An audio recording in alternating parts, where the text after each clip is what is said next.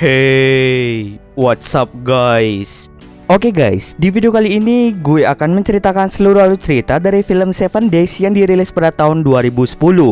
Di dalam film ini bercerita tentang sebuah keluarga yang memiliki kehidupan yang sangat bahagia.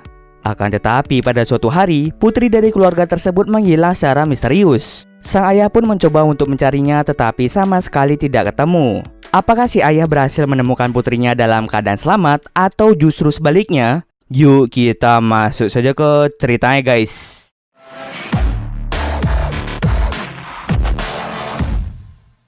Film ini diawali dengan memperlihatkan seorang pria bernama Bruno yang merupakan seorang ahli bedah berusia 38 tahun. Dia tinggal bersama istrinya yang bernama Sylvie dan juga putri mereka yang berusia 8 tahun bernama Jasmine. Seperti kebanyakan orang, mereka menjalani kehidupan yang sangat bahagia. Hingga pada suatu hari, Jasmine ingin mengantar undangan ulang tahunnya kepada semua teman-temannya yang berada di sekolah. Ia awalnya mengajak sang ayah untuk membantunya mengantar undangan tersebut. Tetapi karena sang ayah sangat-sangat capek, dirinya pun ingin beristirahat dan tidur di rumah. Oleh karena itu, Jasmine pun memutuskan untuk pergi ke sekolah sendirian sambil memberikan undangan kepada teman-temannya. Berjam-jam tidur, akhirnya Bruno pun terbangun. Ia tidak menyadari bahwa di teleponnya terdapat satu pesan. Di saat yang sama, teman sekolah Jasmine datang dan memberikan buku PR milik Jasmine. Si anak tersebut mengatakan bahwa Jasmine tidak masuk sekolah. Anak itu mengira bahwa Jasmine sedang sakit di rumah. Bruno pun menjadi sangat bingung kemana putrinya pergi. Oleh karena itu, mereka pun langsung menelpon polisi dan memberikan ciri-ciri putrinya sebelum menghilang kepada polisi tersebut. Setelah memberikan semua ciri-cirinya, polisi itu langsung pergi menuju ke tempat di mana Jasmine sering berdiam diri. Pada akhirnya, mereka mencari Jasmine di sebuah taman.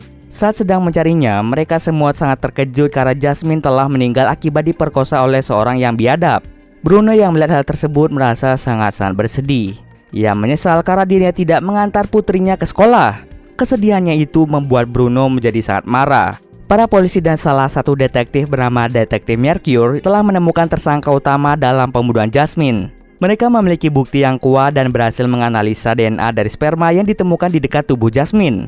Semua analisa yang dilakukan cocok dengan DNA tersangka. Tersangka dalam pembunuhan Jasmine bernama Anthony yang merupakan seorang buruh. Besok, Anthony akan dibawa ke pengadilan dan dijerat pasal pembunuhan dan pemerkosaan dengan ancaman paling lama 25 tahun penjara. Tapi mulai dari sini terlihat bahwa Bruno ingin membalaskan dendam atas kematian putrinya. Suatu hari, Bruno berpamitan dan ingin pergi untuk bekerja di rumah sakit. Tapi ternyata Bruno malah pergi ke sebuah kabin tengah hutan yang sudah tak berpenghuni. Di situ Bruno menyusun sebuah rencana untuk menculik Anthony saat dia dibawa ke pengadilan. Dia membayar beberapa orang untuk bisa membius petugas polisi yang mengemudikan kendaraan. Sementara Bruno akan diam-diam mengikuti mobilnya dari belakang. Mobil itu pun perlahan mulai oleng karena sang supir sudah tertidur lelap.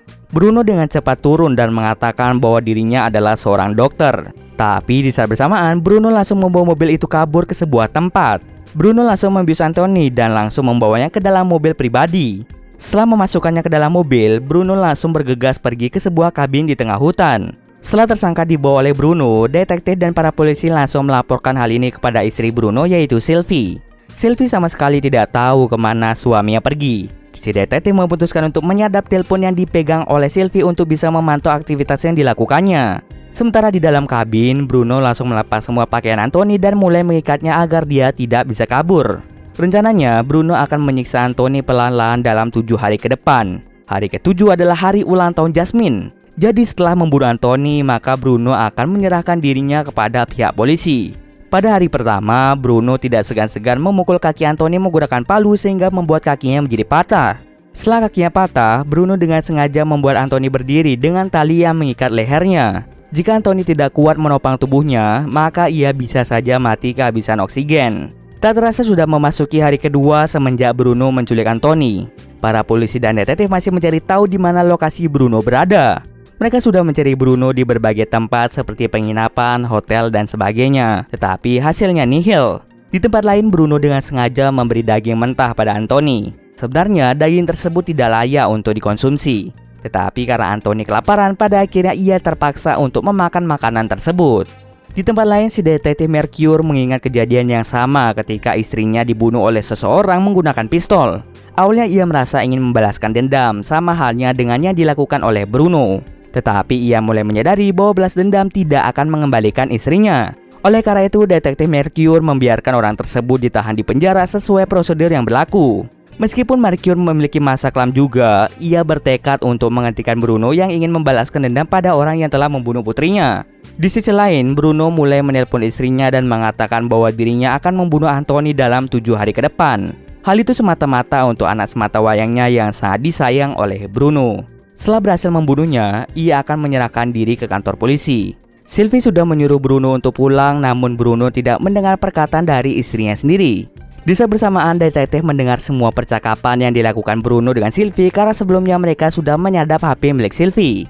Detektif Mercure mengatakan sebelum itu terjadi, dirinya lah yang akan menemukan Bruno dan juga Anthony.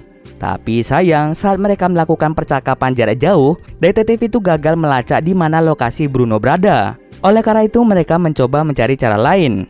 Tak terasa sudah memasuki hari ketiga. Di hari ketiga ini, Bruno mulai menyiksa Anthony dengan cara dicambuk menggunakan rantai sampai Anthony tidak kuat menahan rasa sakitnya dan pada akhirnya dia pun pingsan. Sementara di tempat lain, detektif mulai menanyakan tentang Bruno pada rekan kerja dan sahabat-sahabatnya. Tapi mereka semua sama sekali tidak tahu kemana Bruno pergi. Detektif lalu berdiskusi kembali tentang kemana Bruno sebenarnya pergi. Awalnya mereka mengira bahwa Bruno pergi ke sebuah motel atau penginapan kecil untuk menyiksa Anthony. Akan tetapi mereka sadar kalau di tempat itu pasti ada orang yang akan melaporkan. Jadi mereka menyimpulkan bahwa Bruno pergi ke suatu tempat di tengah hutan. Walaupun begitu, mereka akan terus mencari di motel maupun di penginapan yang berada di kota tersebut. Tak terasa sudah memasuki hari keempat.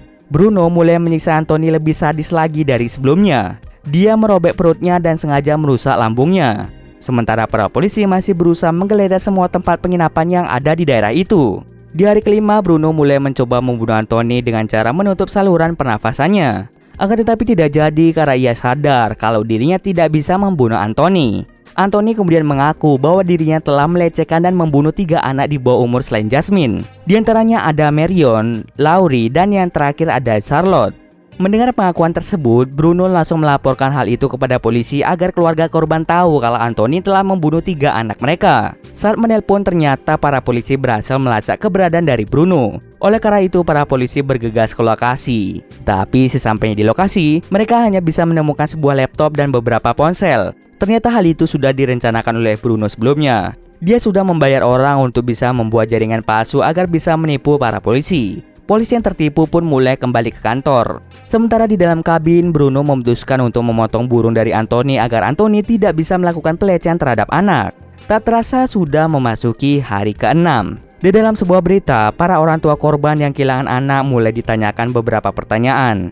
2 ibu setuju dengan penyiksaan yang dilakukan Bruno terhadap tersangka pedofil.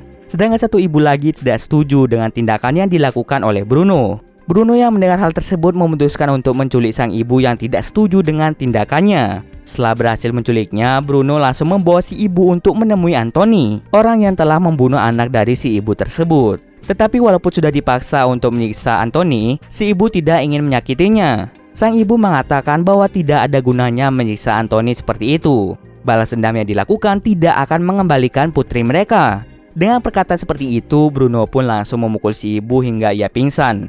Lalu Bruno meninggalkan ibu tadi di sebuah tempat. Perkataan yang diucapkan tadi membuat Bruno menjadi bimbang antara membunuh Anthony atau tidak.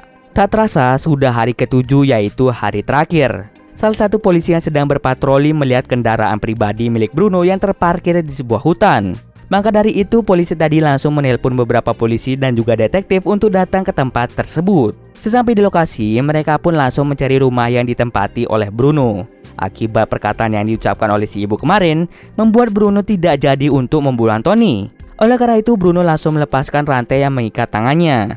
Bruno memberitahu bahwa hari ini merupakan hari ulang tahun putrinya, yaitu Jasmine. Di saat bersamaan, polisi pun sampai di kabin tempat Bruno menyiksa Anthony. Bruno pun mulai keluar untuk menyerahkan diri dan Anthony dibiarkan untuk hidup. Saat polisi membawanya pergi, seorang reporter bertanya apakah balas dendam merupakan solusi yang tepat. Bruno pun menjawab tidak.